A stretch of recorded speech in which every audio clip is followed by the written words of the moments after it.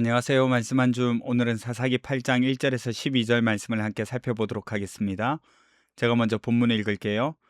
에브라임 사람들이 기드온에게 이르되 내가 미디안과 싸우러 갈 때에 우리를 부르지 아니하였으니 우리를 이같이 대접함은 어찌 됨이냐 하고 그와 크게 다투는지라. 기드온이 그들에게 이르되 내가 이제 행한 일이 너희가 한 것에 비교되겠느냐. 에브라임의 끝물 포도가 아비에셀의 만물 포도보다 낫지 아니하냐. 하나님이 미디안의 방백 오렉과 스앱을 너희 손에 넘겨주셨으니 내가 한 일이 어찌 능히 너희가 한 것에 비교되겠느냐 하니라. 기드온이 이 말을 하매 그때에 그들의 노여움이 풀리니라. 기드온과 그와 함께 한 자 300명이 요단강에 이르러 건너고 비록 피곤하나 추격하며 그가 숫곳 사람들에게 이르되 나를 따르는 백성이 피곤하니 청하건대 그들에게 떡덩이를 주라. 나는 미디안의 왕들인 세바와 살문나의 뒤를 추격하고 있노라 하니 숫곳의 방백들이 이르되 세바와 살문나의 손이 지금 내 손 안에 있다는 거냐. 어찌 우리가 내 군대에게 떡을 주겠느냐 하는지라. 기드온이 이르되 그러면 여호와께서 세바와 살문나를 내 손에 넘겨주신 후에 내가 들가시와 찔레로 너희 살을 찢으리라 하고 거기서 분우엘로 올라가서 그들에게도 그같이 구한즉 분우엘 사람들의 대답도 숫곳 사람들의 대답과 같은지라. 기드온이 또 분우엘 사람들에게 말하여 이르되 내가 평안히 돌아올 때에 이 망대를 헐리라 하니라. 이때에 세바와 살문나가 갈골에 있는데 동방 사람의 모든 군대 중에 칼든 자 12만 명이 죽었고 그 남은 15,000명 가량은 그들을 따라와서 거기에 있더라. 적군이 안심하고 있는 중에 기드온이 노바와 욕부와 동쪽 장막에 거주하는 자의 길로 올라가서 그 적진을 치니 세바와 살문나가 도망하는지라. 기드온이 그들의 뒤를 추격하여 미디안의 두 왕 세바와 살문나를 사로잡고 그 온 진영을 격파하니라. 아멘. 미디안과의 전쟁이 아직 끝나지 않았습니다. 그런데 새로운 갈등이 시작되고 있어요. 적과의 싸움이 아니라 같은 이스라엘 안에서의 갈등이 일어나고 있습니다. 바로 에브라임 사람들이 불평을 드러낸 거죠. 무슨 불평을 드러냈느냐? 왜 우리를 부르지 않았냐는 겁니다. 미디안과 싸우러 갈 때 왜 우리를 부르지 않았냐고 따지는 거죠. 얼핏 보면 섭섭함을 나타내는 것처럼 보이지만 사실은 공로를 인정받지 못한 자존심 때문입니다. 그러니까 에브라임이 전쟁의 주인공이 되고 싶었던 거죠. 승리의 주역이 되고 싶었던 겁니다. 사실 이 전쟁의 과정을 알면 그런 소리 못하죠. 하나님은 처음부터 군사를 300명까지 줄이셨잖아요. 그리고 그 과정은 철저하게 하나님의 계획 속에 진행되었고요. 기드온이 일부러 에브라임을 제외한 것이 아닙니다. 그리고 에브라임은 이미 기드온의 요청을 받아서 요단 나루를 지키면서 오렉과 세입이란 두 방백을 죽였습니다. 그러니 그들도 충분히 자기 역할을 잘 해냈고 중요한 역할을 한 셈입니다. 그런데도 만족하지 못해서 이렇게 불평하는 것은 승리에 참여한 것보다 승리의 주인공이 되고 싶었다고밖에 볼 수가 없어요. 아마도 에브라임은 자신들이 가장 강한 지파이기도 하고 다른 지파를 지도할 수 있는 위치에 있다고 생각했던 것 같습니다. 그래서 자신들이 주도권을 가지고 있었어야 했어요. 그런 가운데 기드온이 대답하는데 2절을 보시면 내가 한 일이 당신들에게 비교가 되겠냐고 말합니다. 그리고 말하죠. 에브라임의 끝물 포도가 아비에셀의 만물 포도보다 낫지 아니하냐.